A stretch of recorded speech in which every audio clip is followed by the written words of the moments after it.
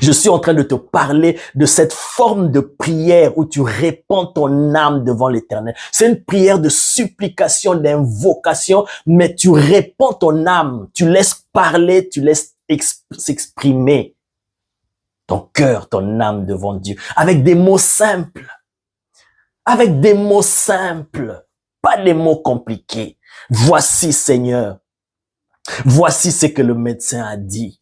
Voici. Oh Seigneur, je veux voir ta main. Anne était là en train de prier.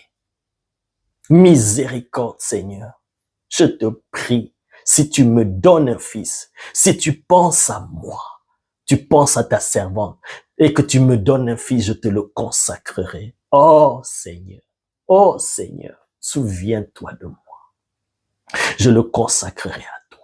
Je le donnerai à toi. Le rasoir ne passera point sur sa tête. Souviens, elle priait l'Éternel comme la Bible dit et elle versait des larmes. Cette fois-ci, elle ne pleurait pas seulement sur elle-même en étant assise quelque part. Non, là, elle pleurait devant l'Éternel. Donc, elle a laissé s'exprimer ses émotions. C'est ça ce qu'on appelle la prière fervente du juste à une grande efficacité. My God. Qu'est-ce qu'on appelle la prière fervente? La prière qui est faite avec ferveur. C'est quoi la ferveur? La prière qui est faite avec tout ton être, les émotions, les sentiments, les gestes, au point que tu es tellement plongé dans la prière à un moment donné, même les paroles ne sortent plus. Quand le sacrificateur Élie a vu ça, il s'est dit, mais cette femme est ivre. La Bible dit, il a observé sa bouche et ses lèvres ne faisaient que se remuer. On n'entendait plus la voix. Bien aimée, ça veut dire qu'elle est entrée dans une dimension où elle s'est oubliée elle-même. Ça, c'est la dimension de prier en esprit et en vérité. Alors, voici ce qui se passe, bien aimé. Et c'est ce qui explique maintenant ce que j'ai dit. La transition entre le verset 10 et le verset 11. La Bible dit, et l'amertume dans l'âme, elle pria l'Éternel et versa des larmes. Verset 11, elle fit un vœu en disant, maintenant, comment est-ce que, en train de prier, elle fait un vœu qui va tout droit par rapport au cœur de Dieu? Comment est-elle arrivée à sonder le cœur de Dieu, à percer le cœur de Dieu pour savoir le besoin pressant de Dieu en ce moment-là et faire le vœu en fonction de cela pour avoir l'exaucement? La Bible dit, dans Romains chapitre 8, verset 26, nous ne savons pas prier, bien-aimés. Nous ne savons pas comment prier, mais c'est l'Esprit de Dieu qui intercède en notre faveur. L'Esprit qui sonde les profondeurs de Dieu. L'Esprit qui sonde, qui connaît les profondeurs de Dieu, les desseins cachés de Dieu que toi tu ne peux pas découvrir, la volonté parfaite de Dieu que tu ne peux pas découvrir. C'est lui qui sonde et c'est lui qui peut ramener cela à ton esprit. Quand tu pries en esprit et en vérité, c'est lui qui va ramener cela dans ton esprit et va te pousser à prier parce que nous ne savons pas prier. Nous ne savons pas ce qu'il nous convient de demander, nous explique Romains chapitre 8, verset 26, verset 27. Nous ne savons pas ce qu'il faut demander dans nos prières et nous ne savons même pas comment demander pour toucher le cœur de Dieu et avoir l'exaucement. C'est le Saint-Esprit qui nous conduit. Voilà pourquoi maintenant tu peux comprendre le besoin pressant et le besoin inévitable du Saint-Esprit, de la communion du Saint-Esprit. Si tu pries sans le Saint-Esprit, tu pries en mettant le Saint-Esprit à côté, bien-aimé, tu ne pourras pas toucher le cœur de Dieu parce que toi, tu ne vois pas, tu ne sais pas, tu ne connais pas les desseins de Dieu, tu ne connais pas les profondeurs de Dieu. Seul le Saint-Esprit qui connaît. Donc, lorsque Anne était plongée dans la prière, cette fois-ci, alors que toutes les années, c'était différent. Mais là, le fait qu'elle a répandu son âme devant l'Éternel. Quand tu répands ton âme, ça veut dire tu ouvres ton cœur, tu ne caches rien, tu es exposé devant Dieu. Parce que parfois, lorsque nous prions, nous venons devant Dieu, nous cachons des choses comme s'il ne voyait pas. Il est celui qui sonde les reins, les cœurs. Tu es devant Dieu en train de présenter un problème, mais tu caches certaines choses. Bien aimé, mais il voit tout, il connaît tout. Mais quand tu laisses tout, tu ouvres, tu dis, Seigneur, me voici tel que je suis. Seigneur, tu vois tout. Tu me sondes, tu me connais. Voici, Seigneur, voici, miséricorde, j'ai besoin de toi. Seigneur, tu cries à l'Éternel, tu pleures, tu verses des larmes par rapport à ta situation. On a dit que je ne peux plus concevoir. On m'a arraché les trompes. On a dit ceci. Oh Père, tu es en train de prier, bien-aimé. Tu ouvres ton cœur à Dieu.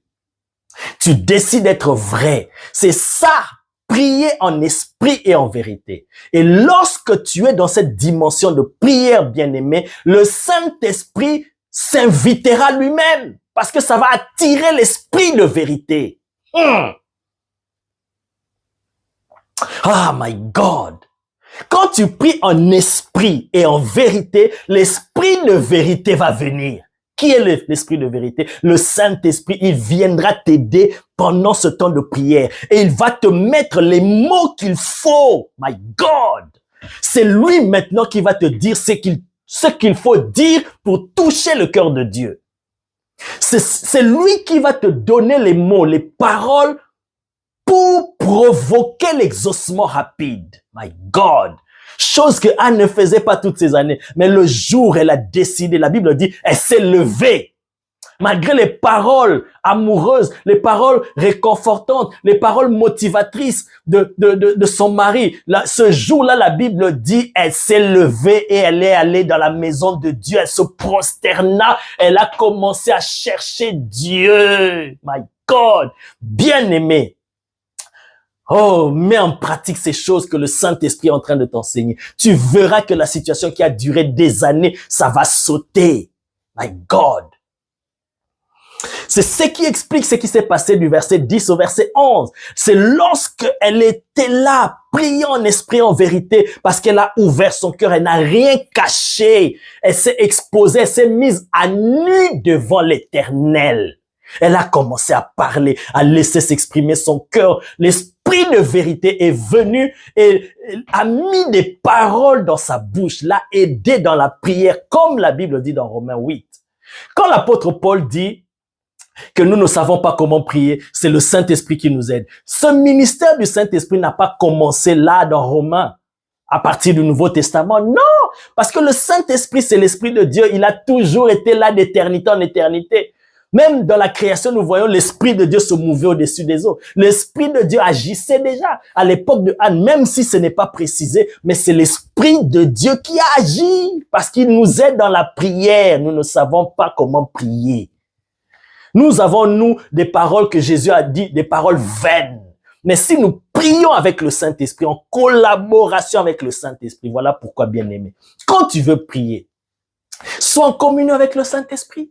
Tu veux adorer, tu veux prêcher, tu veux prier, tu veux tout faire avec le Saint-Esprit parce que c'est lui qui connaît toutes choses. Il sonde les profondeurs de Dieu.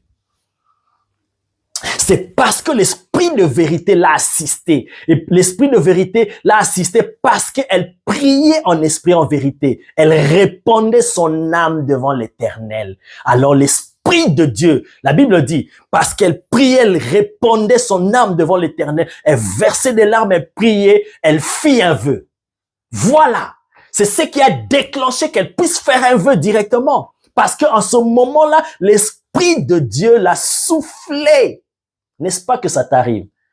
Moi, ça m'arrive. Tu es en train de prier pour une situation. Tu te dis, bon, je vais prier pour une situation. Tu as déjà ta direction. Mais quand tu plonges à un moment donné, tu plonges. Tu n'es plus dans ce que tu avais prévu. Tu laisses le Saint-Esprit te conduire dans des moments de prière bien aimés. Tu vas commencer à voir des orientations, des chemins, des autoroutes qui sont en train de venir dans ton esprit, des directions, des directives. Oh my God! Et quand tu pries comme ça, bien aimé, les exaucements sont rapides. Quand tu laisses l'Esprit de Dieu te conduire. Oh my God! Mais c'est ce qui déclenche que le Saint-Esprit puisse t'aider dans la prière. C'est ton attitude quand tu répands ton âme comme Anne devant l'Éternel. Quand tu pries en esprit et en vérité. Alléluia! Elle fit un vœu. Et ce vœu-là correspond exactement aux besoins de Dieu. Bien-aimé, quand tu pries en esprit et en vérité, le Saint-Esprit qui connaît toutes choses, le Saint-Esprit qui sonde les profondeurs de Dieu, il te conduira dans le chemin de la prière, il te donnera des mots qu'il faut pour déclencher ton miracle. Il peut même t'orienter en te disant, en te conduisant dans une repentance, par exemple. Parce que lui, il sait que ce qui te bloque, ce qui t'empêche de recevoir ce miracle-là, c'était un péché qui n'a pas été confessé. C'était quelque chose que tu avais comme une parole que tu avais déclarée, que tu as oublié, mais ça t'a limité. Il va te rappeler cela. Et quand tu pries par rapport à cela, il te donne même l'orientation. Bien-aimé, tu déclenches le miracle. Ah, voilà pourquoi je n'aime pas prier selon la chair. Il faut prier par l'esprit. Voilà pourquoi l'apôtre Paul dit, faites en tout temps par l'esprit. Oui. Ne faites pas seulement en tout temps des prières. Parfois, nous prions beaucoup, mais nous prions mal. Alors, pour bien prier, il faut l'esprit de Dieu. My God. Oh, Jésus, merci. Lorsque Anne a prié, et elle était tellement entrée dans la dimension de prier en esprit et en vérité, elle n'était plus dans la chair, bien aimée, que elle était plongée dans une dimension où les paroles ne sortaient même plus. On n'entendait pas sa voix selon que la Bible nous dit. Et c'est ça que la Bible dit dans le verset que j'ai donné de Romains 8, 26, 27. Quand l'Esprit de Dieu nous aide, il y a même pas des soupirs inexprimables. Tu ne sais même plus parler. C'est des soupirs, c'est des cris, c'est des gestes. C'est Jésus, Jésus. À un moment donné, il te pousse à crier. À un moment donné, toi-même, tu ne t'entends plus, mais tu pries dans ton cœur. Et parfois même les lèvres bougent, mais les paroles ne sortent pas, bien aimées. Oh my God. Ouh. Et quand nous arrivons dans cette dimension bien aimée, le Saint-Esprit s'invitera. Et quand le Saint-Esprit entre en scène, là où il y avait des ténèbres, comme au commencement, il est dit, il y avait des ténèbres sur la face de la terre et l'Esprit de Dieu se mouvait au-dessus des eaux. Et, oh my God, et Dieu dit que la lumière soit. Avant que Dieu ne dise, ne libère la parole, il faut que le Saint-Esprit entre en mouvement. Tant que le Saint-Esprit ne se meut pas, n'est pas en mouvement, la parole ne peut pas sortir.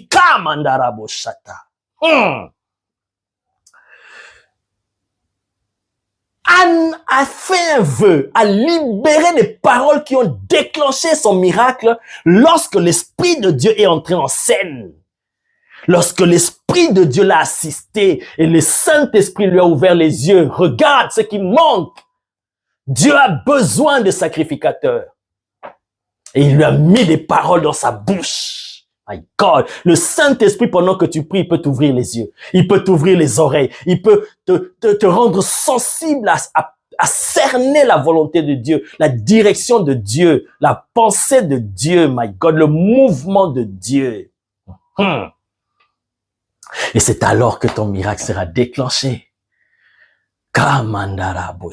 Je vous parle des choses que j'expérimente. Je peux vous donner des témoignages et des témoignages dans ce domaine. Quand ton cœur est impliqué, tu es en train de prier. Parce que parfois, nous prions juste comme ça, par formalité. Oui, mais quand tu pries vraiment, tu es en train de cibler, de toucher Dieu, de répandre ton âme devant l'Éternel. Je crois que je vous l'ai déjà dit. Il m'arrive souvent, tu vois, voir quelqu'un, pasteur Pépé, prie pour moi pour tel sujet, et je me dis, ok, je vais prier, parce que je suis un humain, j'ai aussi moi-même des choses à gérer, des choses à prier, je peux dire, ok, je vais prier, mais parce que je sais que je vais voir la personne le lendemain, ou 2 jours, 3 jours après, la personne va me demander, pasteur Pépé, tu as prié pour moi, qu'est-ce que je vais faire? Pour ne pas mentir, je vais prendre aussi un temps de prière, mais si je ne prends pas ce temps de prière au sérieux, je n'aurai pas vraiment même la parole pour la personne, ou je ne pourrai même pas entrer pour déclencher quelque chose pour la personne. Ça nous arrive, nous sommes des humains. Parfois, je peux même juste prier, juste par formalité. Mais chaque fois que ça m'est arrivé de prier pour quelqu'un, de me dire, je vais prier pour la personne. Bien-aimé, quand j'entre en prière en esprit et en vérité et que je répands mon âme devant l'Éternel pour la personne, chaque fois, je reçois toujours une parole pour la personne. Kamanderebo. Ah, je me souviens, un jour, j'ai entendu une histoire, je ne vais pas donner les détails, sur un homme de Dieu et ça m'a fait mal. Il était dans une situation compliquée, comme on dit, inextricable. On ne peut pas s'en sortir sans Dieu. Si Dieu n'intervient pas, c'est fini. Mais c'est un homme de Dieu. J'ai entendu ça, j'ai dit, je ne cherche pas à comprendre, à chercher à savoir est-ce qu'il a tort ou il a raison, mais c'est un homme de Dieu qui traverse une situation difficile. J'ai porté ce fardeau dans mon cœur. Je me rappelle, j'étais assis sur mon lit, c'était la nuit, avant de dormir. Je priais, bien-aimé, et les larmes ont coulé de mes yeux. Je suis entré en prière comme Anne. J'ai répandu mon âme, j'ai crié à l'Éternel. Oh my God, bien-aimé. Chose qui était impossible humainement parlant. Ça s'est réalisé. Dieu est intervenu dans la vie de cette personne qui ne sait même pas que moi j'ai prié, je n'ai même pas besoin de savoir qu'il prie, mais je sais seulement que ça marche. Je peux vous donner des témoignages comme ça. Quand tu entres en prière pour toi-même, pour les autres, tu répands ton âme devant l'Éternel. Tu es en train de prier en esprit et en vérité, pas par formalité. Tu laisses parler ton cœur, bien-aimé. Le Saint-Esprit lui-même va venir. Ah! Et il y aura une intervention.